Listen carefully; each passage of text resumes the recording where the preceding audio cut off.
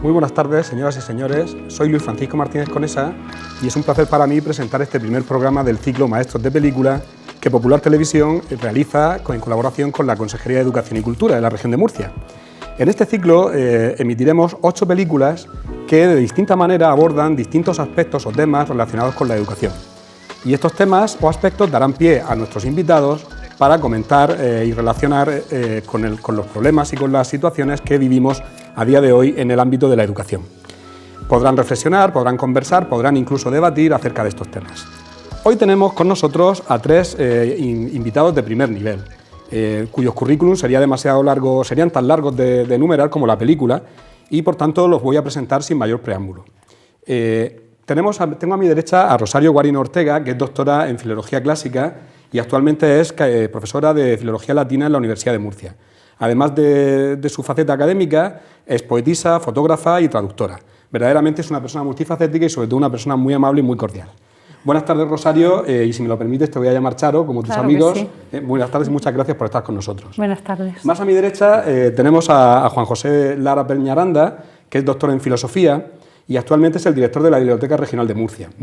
Juan José Lara también es escritor y articulista en varios periódicos. Y muy buenas tardes, Juanjo, me vas a permitir que te llame Juanjo, como tus amigos, y muchas gracias por estar con nosotros. Y a mi izquierda tengo a José Antonio Molina Gómez, que es doctor en Historia Antigua por la Universidad de Murcia también, y actualmente es profesor de esa especialidad y vicedecano de estudios de la misma universidad. Bueno, es historiador, arqueólogo, antropólogo, traductor y crítico literario, y articulista en varios medios periodísticos, y bueno, es verdaderamente un placer estar contigo, José Antonio. Permíteme que te tutee. A ti te dejo el nombre como está, no te lo cambio. Me parece bien. Muchísimas gracias. Gracias. Bueno, pues desde luego no es que la educación sea el tema alrededor del que gira el mundo actual, pero es verdad que la educación pues, conecta, condiciona y es condicionada por una serie de problemas que vivimos en las sociedades contemporáneas. Lo cierto es que muchas veces cuando las autoridades hacen encuestas y preguntan a la ciudadanía acerca de cuáles son sus preocupaciones, la educación nunca aparece en los primeros lugares, ¿no? Sin embargo, sí aparecen otros problemas como el paro, los problemas económicos, los problemas sociales y políticos que sabemos que están relacionados con la educación en parte, ¿no? Entonces parece haber aquí un déficit de reflexión en la ciudadanía. Y el motivo de este ciclo pues, es precisamente intentar cubrir, intentar responder a ese déficit, introduciendo la reflexión y conectando algunos problemas del mundo actual con los problemas de la educación. Bien, insisto, no es que como piensan algunos, la educación sea la solución de todos los problemas, pero sí que es un factor que está muy en nuestra mano, es decir, que depende mucho de nuestras decisiones. Y que, decisiones a todos los niveles, a nivel político, a nivel de los líderes escolares, a nivel de los docentes, a nivel de las familias. Es decir, es algo que está muy en nuestras manos, que depende mucho de nuestras decisiones y por lo tanto es algo que merece la pena plantearnos, reflexionar sobre ello para ver de qué manera podemos mejorar.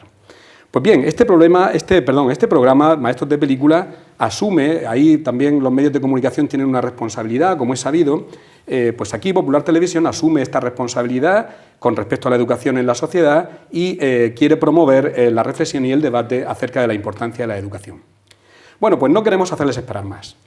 Vamos a dar paso inmediatamente a la primera película de este ciclo. Esta película es Adiós, Mr. Chips, una película de 1969, dirigida por Herbert Ross y protagonizada estelarmente, ya lo verán, por Peter O'Toole y Petula Clark. Herbert Ross dirigió películas de gran éxito en los años 70, como Sueños de un seductor, basada en una obra de teatro de Woody Allen, o Funny Lady, con Barbara Streisand, o La pareja chiflada de Walter Matthau y George Barnes. Adiós, Mr. Chips es su primera película como director, y en ella Ross se aleja notablemente de la novela de James Hilton, en la que se basa, y de otra versión cinematográfica anterior de 1939. La novela de Hilton se publicó en 1934, Fue un gran éxito en aquel momento y se convirtió en un clásico que nunca ha llegado a estar descatalogado en Inglaterra y que incluso más recientemente ha dado lugar a series de televisión y a una nueva película en el año 2002. Bien, Adiós Mr. Chips, la película que vamos a ver hoy es la historia de un maestro, Arthur Chipping, nuestro primer maestro de película, cuya vida entera ha estado dedicada a la enseñanza en una escuela secundaria, en la escuela de Brookfield. La película empieza en 1924 y termina con Chipping ya jubilado muchos años después de haber acabado la Segunda Guerra Mundial. La clave de la película, como van a ver ustedes, es la historia de amor entre el profesor Chipping, rígido, disciplinado, algo aislado y entregado a su profesión, interpretado por Peter O'Toole, como he dicho, y la joven actriz de comedia musical Kathy Bridges, alegre y mundana, interpretada por Petula Clark. Para decirlo brevemente y sin hacer spoilers de ninguna clase, el amor de Chipping y Katie transforma a ambos, permitiéndoles afrontar con valentía, fortaleza y lealtad todas las dificultades de la vida, pero transforma también a la propia escuela de Brookfield, abriéndola a una nueva etapa en el mundo posterior a la Segunda Guerra Mundial. No les cuento más, solo quiero añadir una cosa. Les he dicho que la película trata sobre un maestro, una joven muchacha y una escuela, pero les he mentido. La película, como el clásico nos dijo, trata de nosotros, de ustedes, de mí, de nuestras escuelas, de nuestros invitados, de sus hijos, de sus maestros. Quédense a verla y verán por qué les digo esto. La fábula trata de nosotros. Disfruten de la película y nos vemos después.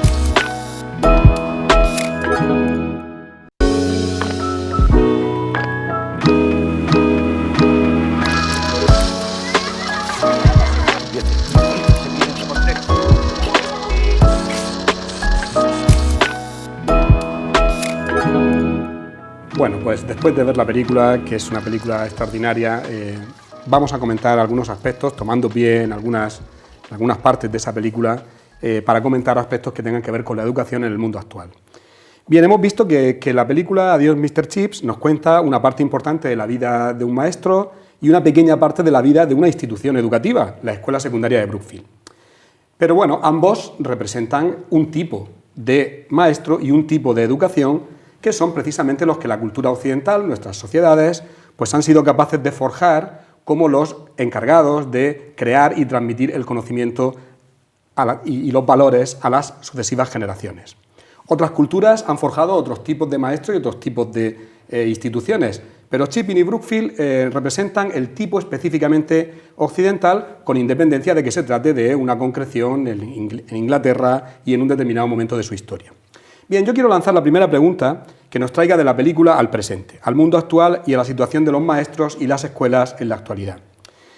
¿Creéis vosotros, invitados, que las características que hemos visto que definen al maestro Arthur Chipping y a la escuela de Brookfield siguen definiendo a nuestros maestros y a nuestras escuelas, al menos algunas, o nos hemos alejado ya tanto de estos tipos ideales de maestro y de institución que ya nos resultan irreconocibles? O dicho de otra manera, ¿creéis que ese mundo nuevo al que Arthur Chipping se refiere en su discurso de despedida al final de la película, sigue en ese mundo nuevo que es el nuestro, sigue habiendo lugar para un Brookfield, o al menos para un Brookfield modificado de acuerdo con las circunstancias? ¿O pensáis que esto ya pertenece al pasado y no hay manera de rescatarlo en el presente? Rosario, Charo, empieza tú.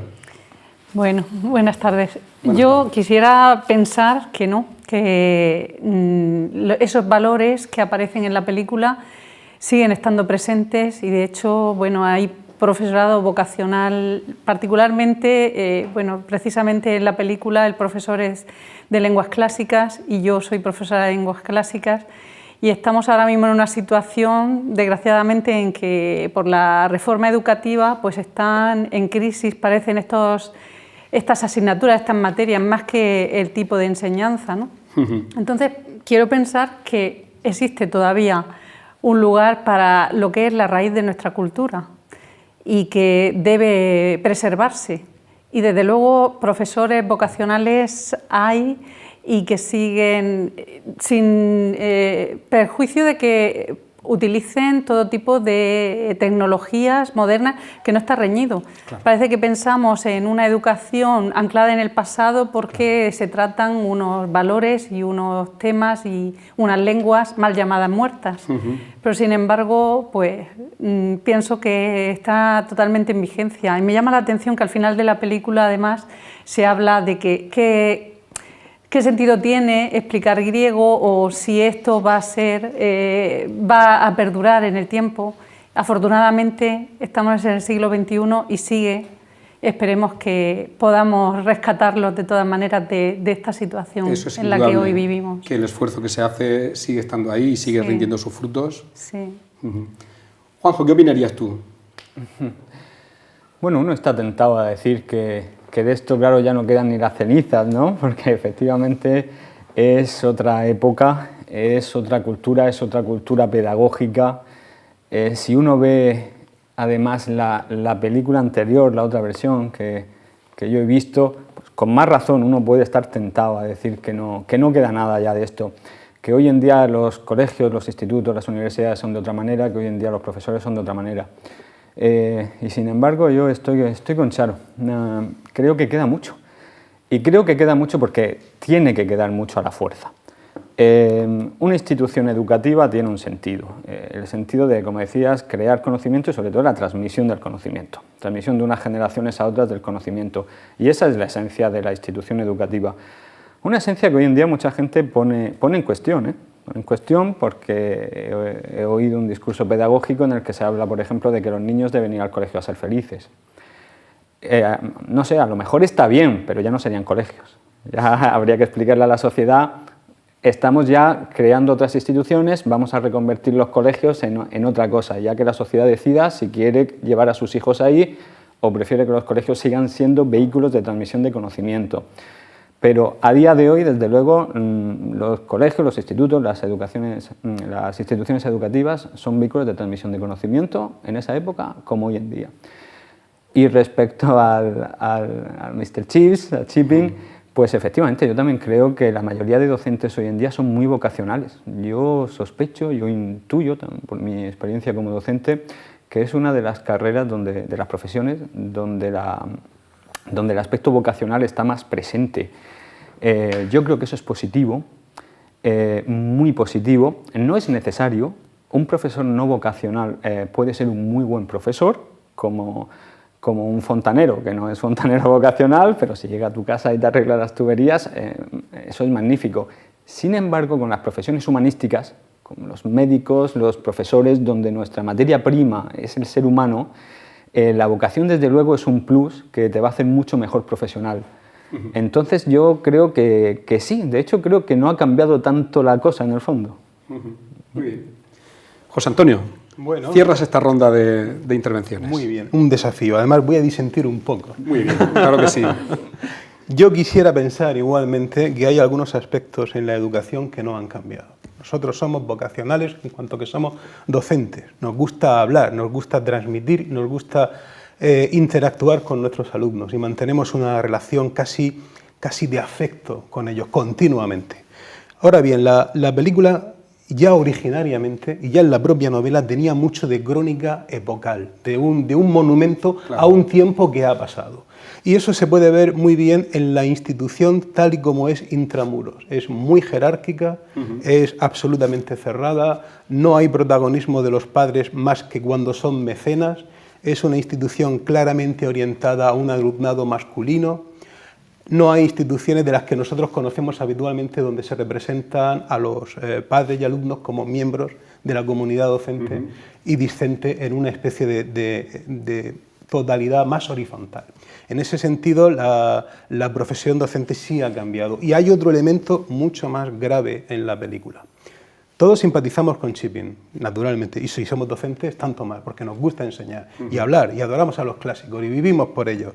Pero es la época posterior, inmediatamente posterior a la Segunda Guerra Mundial, que en un gran flashback, en una gran mirada atrás, que empieza en los comienzos de la Primera Guerra Mundial. Esa época es de una gran brecha cultural.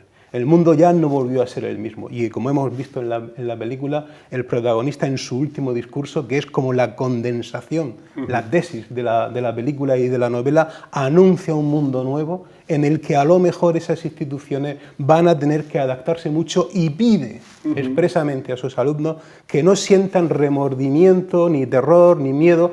Viene de la Segunda Guerra Mundial. Claro. La Segunda Guerra Mundial ha sido provocada por el miedo a perder un estatus previo.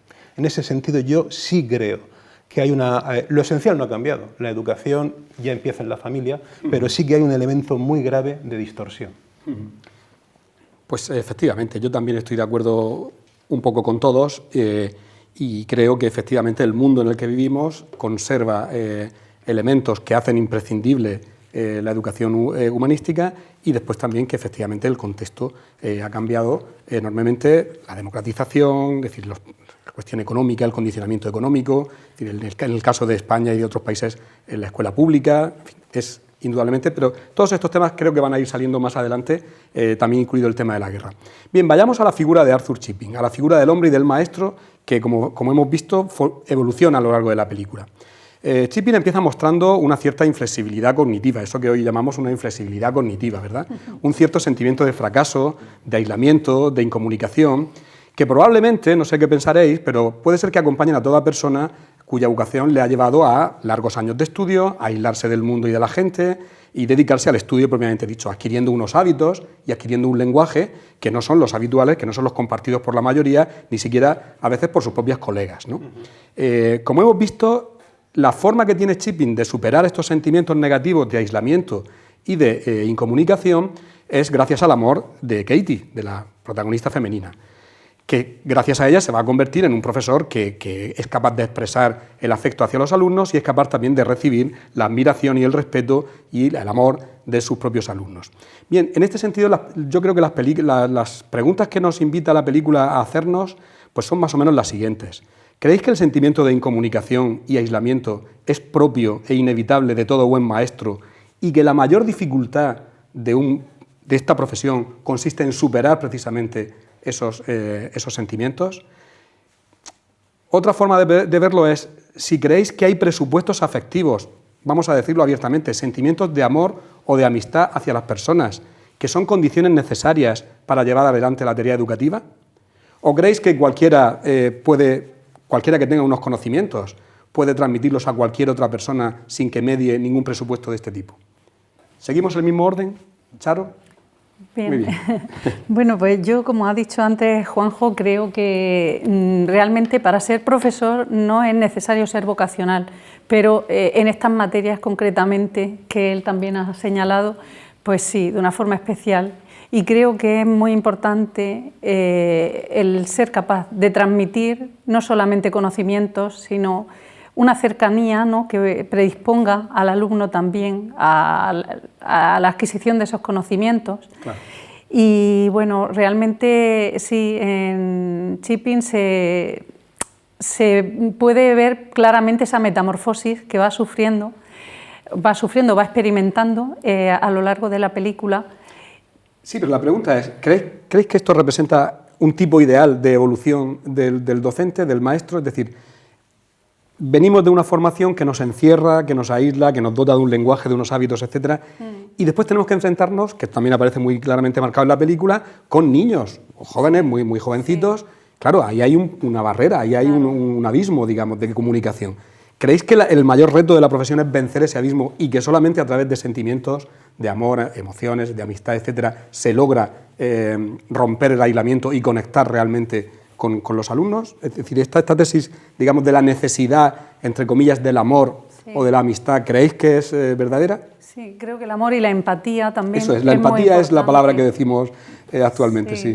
Porque realmente nosotros muchas veces, como estamos, no sé, creo que a lo mejor vosotros que también estáis en la docencia, supongo que tendréis esa sensación de que nosotros somos los mismos, salvo que nos miremos en el espejo, los alumnos, y sin embargo nosotros vamos, ese detalle también aparece en la película, sí. Esa reflexión. Los alumnos siempre son igual de jóvenes porque van sucediéndose las generaciones, y nosotros, sin embargo, parece que somos los mismos, pero realmente no, claro, porque cada año somos un año mayores. Claro. Y entonces cada vez la brecha, digamos, la frontera generacional se va haciendo más grande. Y a veces en clase yo, por ejemplo, hago referencias a cuestiones contemporáneas a mí, bueno, que yo he vivido y ellos ya esas referencias no las tienen. Claro. Entonces, son referencias de boomers, sí. Nosotros somos boomers. Efectivamente. Entonces sí es importante eso, cultivarlo y cuidarlo. Juanjo, ¿qué opinas? No, Chipin tiene una personalidad muy particular, una especie de lobo estepario, ¿no?, que se ha llamado, del intelectual que vive en su torre de marfil, pero no refleja el docente típico y mucho menos el docente de materia de humanidades. Porque yo creo que para entender bien la película, la historia, la personalidad de Chipin, hay que fijarse en este elemento fundamental. Porque un físico, un químico, un matemático, creo que son mucho más dados a tener la personalidad que él tiene al principio, de no conectar con los alumnos, todos mis respetos, por supuesto, a los docentes de las materias científicas y tecnológicas, que los humanistas. Quienes somos de corte humanista, normalmente asumimos desde el principio que estábamos destinados a dar clase y normalmente nos gusta, porque nos gusta contar historias, nos gusta relatar. De hecho, los humanistas solemos ser columnistas de periódicos porque nos explicamos encima. Estamos que cuando aprendemos algo queremos enseñarlo, casi nos da pena aprender cosas y no explicarlas. Yo que llevo unos años sin ejercer, a veces me pasa, digo, ¿y para qué voy a eso? Si mañana no se lo puedo explicar a nadie, se lo cuento al primero que pasa por la calle. Y ese sí que es verdad que es el Chipin que nos encontramos hacia el final. Pero, sí, mucho más empático gracias a esta relación que le surge, esta relación amorosa. Porque sí, la empatía es fundamental en la docencia. Para ser un buen docente, la empatía es fundamental. También es cierto que vivimos en el nuevo discurso pedagógico ahora un movimiento pendular, donde comenzamos a darle mucha importancia a estas facetas del docente, pero se la estamos restando a la faceta más puramente académica y casi empezamos a premiar más que el docente tenga formación en cuestiones emocionales o todo esto que en su propia materia. Yo creo que eso también sería un error, porque una de las maneras de ser buen docente es ser simultáneamente alumno, estar aprendiendo. Claro. Entonces, claro, cuando veo que a un profesor le premian más un curso en educación emocional que una tesis doctoral, yo no puedo estar de acuerdo con eso, por ejemplo. Interesante el punto de vista, digamos, contrario a esa necesidad afectiva que efectivamente no se debe exagerar porque nos lleva a extremos de que ya no eres un docente, eres un amiguito o eres un... En fin, es que efectivamente siempre estamos en la mesura y en el equilibrio y en el término medio, el mesón, ¿verdad?, que decían los clásicos, que es lo que... Exceso, efectivamente, nada en exceso. Es verdad lo que se ha dicho. Además es muy interesante el perfil psicológico de nuestro Chipin. Él es una persona que abiertamente desea conectar con los alumnos. Lo dice en un monólogo donde él está frustrado porque la clase la lleva con dificultad, ellos que tienen la cabeza puesta en otro sitio, en un torneo de tenis, lo que sea, y él dice, si supieran, ¿no?, que sí que me importa lo que piensen, que sí les quiero, pero él no puede. Él está como coartado en su fin, es una especie de profesor castrado en el sentido psiquiátrico del término, no puede expresarse. La película tiene, de cara a la educación, la importancia de mostrar que el docente también se educa y va evolucionando durante la película a través de experiencias vitales que él tiene. Hay personajes que son claros y relevantes, empezando por el personaje colectivo del alumnado, que siempre es el mismo aparentemente y el profesor es más viejo, como se ha dicho. Chipin está atrapado en una especie de tiempo eterno con sus estudiantes. Hay un profesor de alemán, Herr Steffe, que es su íntimo más cercano, según expresión propia, que es su confidente y es el que le está humanizando y el que consigue, por ejemplo, que afecte la cita con la chica, con Kate, ¿no?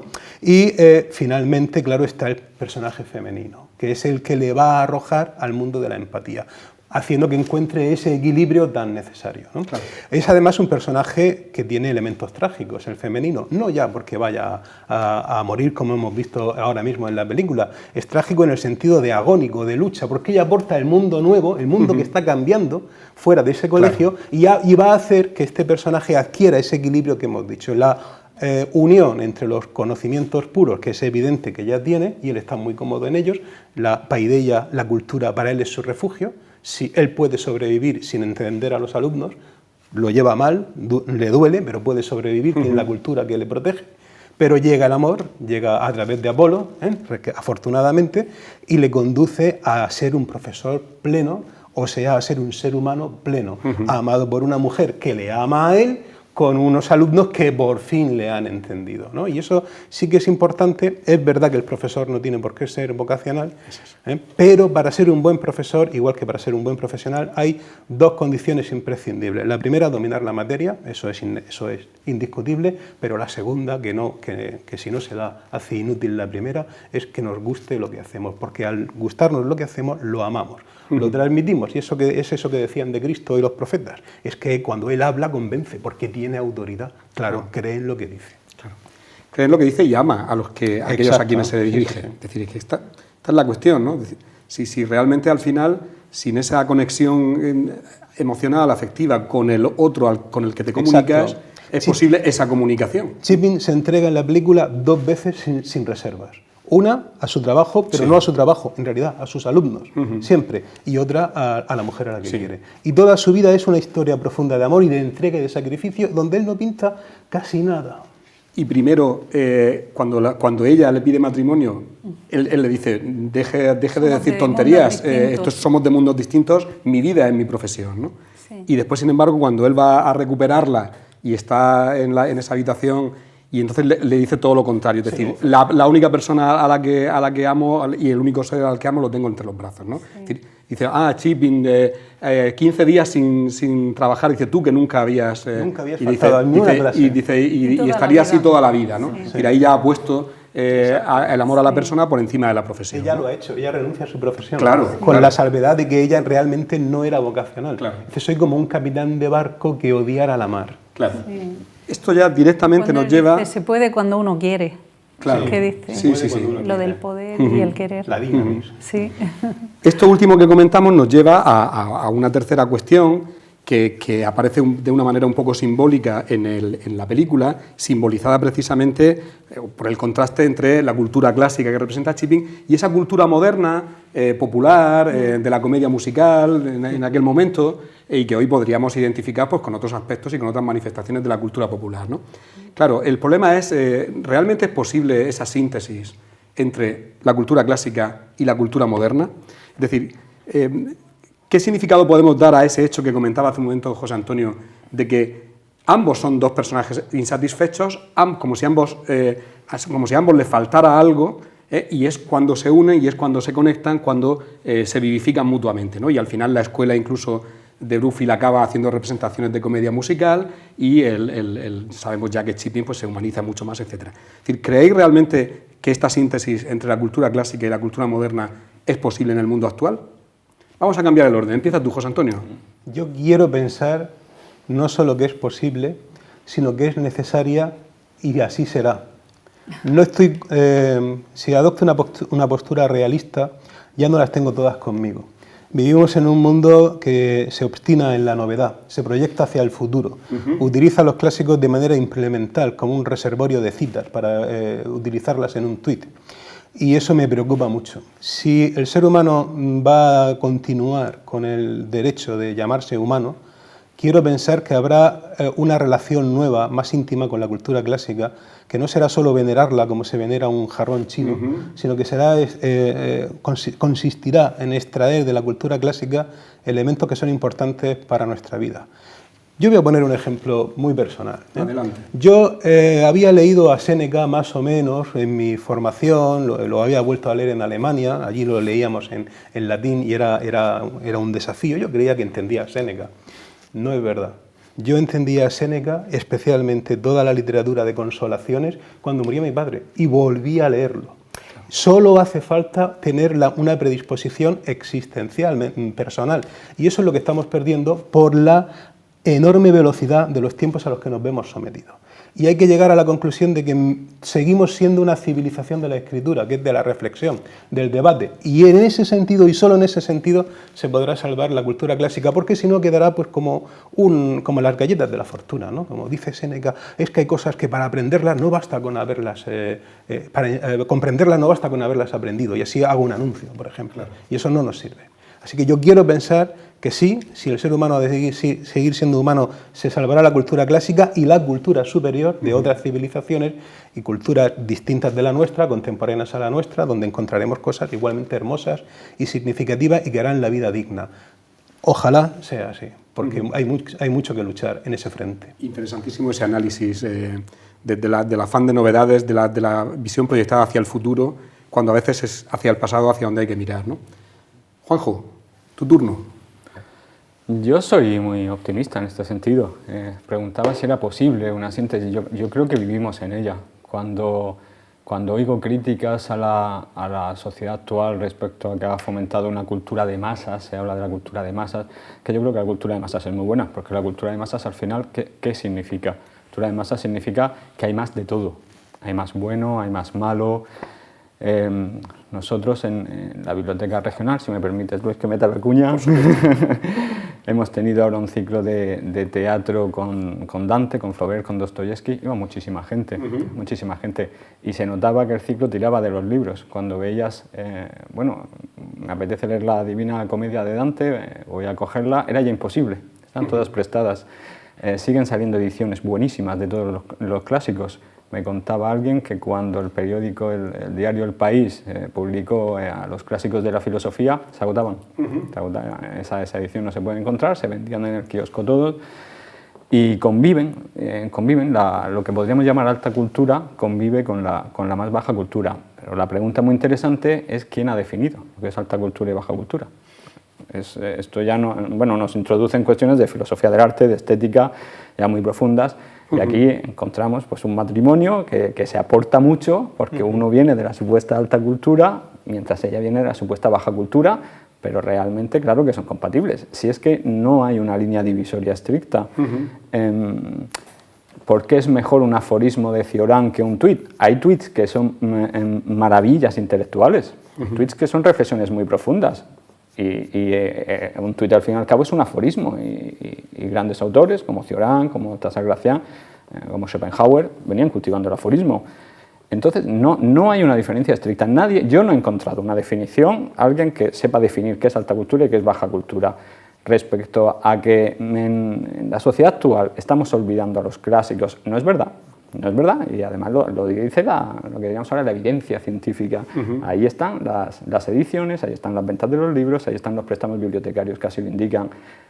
Telecinco es la cadena más vista, Telecinco es la cadena más vista, pero eso no significa que la gente haya dejado de leer a Séneca. Muy bien. Habría que introducir algunas cuestiones, ¿no? Es decir, efectivamente, lo que sí ha perdido la cultura clásica es ese valor paradigmático, modélico, canónico, ¿no? Digamos que la cultura científica a partir del siglo XIX y después esa especie de relativismo moral, ¿verdad?, de que no hay modelos, no hay patrones. ¿Quién define, como dice Juanjo, quién define lo que es? Es ese relativismo junto con el desarrollo de la cultura científica y, digamos, el imperialismo de la cultura científica y después las manifestaciones artísticas a partir de las vanguardias, etcétera, etcétera, donde ya se pierde, digamos, el sentido del arte tal como se había concebido anteriormente. Es ahí donde nos entramos en eso que, en fin, en algunos casos pues se ha llamado el nihilismo, la pérdida de los valores, la decadencia de Occidente, etcétera. Quiero decir, tendría esa derivada, pero me parece muy interesante lo que plantea Juanjo. Sí, es verdad que un tuit, ¿por qué ha de ser inferior a otras cosas que podamos leer en libros, etcétera, ¿no?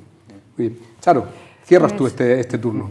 Pues mira, yo creo que bueno, es evidente que proliferan en las librerías y las publicaciones sobre corrientes filosóficas, el estoicismo, el epicureísmo, y en una época como la que nos ha tocado vivir y en la que estamos todavía, ¿no?, con esta crisis que hemos tenido sanitaria, pues hemos mirado como una tabla de salvación a todo lo que tiene que ver con la literatura, con el arte. Y sin embargo parece que tenga en parte, ¿no?, como una categoría inferior, como si fuera algo solamente pues para aferrarte a ello, para sobrevivir, como si eso no fuera ya suficientemente importante en sí, ¿no? Y bueno, y luego por otra parte las referencias culturalmente están omnipresentes, no solamente en esta tendencia, ¿no?, filosófica, sino bueno, en las referencias en el arte, en las artes plásticas, en el cine, en la música. Y realmente lo que se ha llamado cultura general con cierto, bueno, consideración como algo de adorno, cuando realmente es la base. Entonces yo creo que sí, que efectivamente todo está en relación y es totalmente vigente. Muy bien. Bueno, pues entonces ya yo creo que tendríamos que ir cerrando con una última cuestión que en cierto modo ya ha salido, acaba de salir y ha salido antes cuando José Antonio comentaba el tema de la guerra, y es la relación entre el humanismo y la barbarie. Es decir, no hay que olvidar, la película así lo muestra, que venimos de un periodo de la historia de la humanidad, el más negro de la historia de la humanidad, esa modernidad que, bueno, que podemos valorar positivamente en algunos aspectos, también ha sido la que en el plazo de un siglo, menos de un siglo, pues ha dado lugar a la Primera Guerra Mundial. Piénsese que la batalla de Verdún, por ejemplo, pues mueren casi 1 millón de personas y dura casi un año. Una verdadera carnicería en la que las potencias en liza pues mandaban generaciones por generaciones, jóvenes y más jóvenes y más jóvenes, a una única batalla. Y no hablemos de la Segunda Guerra Mundial, del Holocausto, de Auschwitz, del Gulag en el ámbito de los totalitarismos comunistas. Esto hay que mirarlo de frente también, ¿no? Cuando hablamos de educación no podemos ver solamente los aspectos superficiales o los aspectos más o menos positivos, sino que hay que enfocar, ese es el verdadero problema. Es decir, ¿tiene futuro la civilización occidental sin el aporte continuo de la cultura clásica? Porque indudablemente en la antigüedad grecorromana también había guerras, había mucha violencia, pero algo como la barbarie del siglo XX jamás nadie lo pudo haber imaginado ni haber soñado en la antigüedad. Entonces, ¿creéis que tenemos futuro, que podemos decir a nuestros telespectadores que, por ejemplo, tiene algún sentido lamentar esa deshumanización que vemos en las guerras que continuamente nos muestran la televisión? Incluso en la vida cotidiana, pues en fin, delitos y crímenes que se cometen verdaderamente, que acercan al salvajismo y a la animalidad al ser humano. ¿Tiene sentido lamentar todo esto y no lamentar también creo yo, en esto disiento de algunos de vosotros, verdadero retroceso de las humanidades y de la cultura y la pérdida de los valores del humanismo como raíz de nuestra civilización? Es decir, podemos estar lamentándonos continuamente de lo mal que están las cosas y de lo mal que va la humanidad y no lamentar al mismo tiempo que la savia del humanismo se vaya perdiendo y se vaya quedando al final reducida, pues es verdad que está presente en el arte, en las artes escénicas, etcétera, pero a veces casi como con la forma de la cita, como decía antes José Antonio, pero realmente está vivificando esos valores del estoicismo que mencionabas antes, realmente están vivificando a nuestra sociedad. Estamos trasladando a nuestros alumnos el sentido de la valentía, de la lealtad, de la fortaleza, del soportar las dificultades, o estamos en una cultura muelle, en una cultura de la comodidad, donde cualquier cosa, esa mentalidad compacta, ¿verdad?, en la que uno se encierra y cualquier cosa que le distorsiona un poco, cualquier cosa que le molesta, pues ya lo rechaza, incluso a veces con violencia, ¿no? Es decir, vamos al diagnóstico de los verdaderos problemas y vamos a ver ahí qué perspectivas creéis vosotros que tenemos para continuar ese proyecto civilizatorio que parece acabarse en la Ilustración y que algunos estamos intentando que no se acabe en la Ilustración, ¿no? Charo. Pues yo creo que sí que es fundamental enfocar o poner el foco justamente en eso, ¿no? En cómo sucesivamente en los planes de estudios se va favoreciendo la intolerancia al fracaso. El alumno, o ya no solo el alumno, sino que se traslada a todos los niveles de la sociedad, ¿no? Y bueno, en los jóvenes particularmente, porque crecen con esa idea entre algodones, que no pasa nada si no se esfuerzan, porque al final la tabla, el rasero se pone por debajo y entonces no se premia o no se potencia, ¿no?, a aquella persona que tiene más inquietudes. Se potencia más la cultura científica, se potencia más ciertas formas de divertimento, ciertas formas de entretenimiento, etcétera, y realmente el trasfondo moral de nuestra cultura es la que, ahí con esa especie de relativismo, pues parece que está quedando cada vez más atrás. Al menos, Juanjo.